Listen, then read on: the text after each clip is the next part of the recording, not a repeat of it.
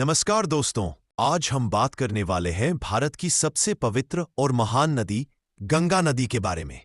गंगा नदी सिर्फ एक नदी नहीं है, बल्कि करोड़ों लोगों की आस्था, संस्कृति और जीवन का आधार है।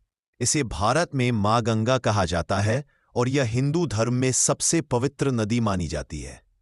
गंगा नदी का उद्गम स्थल उत्तराखंड के गंगोत्री ग्लेशियर से होता है। वहां इसे भागीरथी नदी के नाम से जाना जाता है।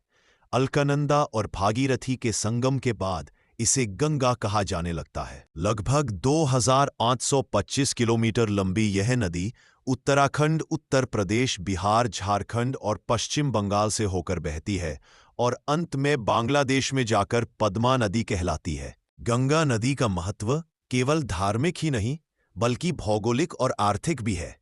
इसके किनारे बसे शहर जैसे वाराणसी, प्रयागराज और हरिद्वार विश्व प्रसिद्ध हैं। लाखों लोग हर साल गंगा में डुबकी लगाने आते हैं, क्योंकि माना जाता है कि गंगा स्नान से पाप धुल जाते हैं। दोस्तों, गंगा नदी भारत की सबसे बड़ी जीवन रेखा है। इसके पानी से करोड़ों लोग पीने का जल पाते हैं, खेतों की सिंचाई होती है और मछलियों सहित अनेकों जीवों का जीवन इससे जुड़ा हुआ है। लेकिन अफसोस की बात यह है कि आज गंगा नदी प्रदूषण की बड़ी समस्या से जूझ रही है। औद्योगिक कचरा, प्लास्टिक और गंदगी इसकी धारा को दूषित कर रहे हैं। इसीलिए हमें गंगा को बचाने और साफ रखने के लिए अपना योगदान देना चाहिए। मां गंगा सिर्फ एक नदी नहीं, बल्कि भारत की संस्कृति और सभ्यता की आत्मा है। इसे बचाना हम सबकी जिम्मेदारी है।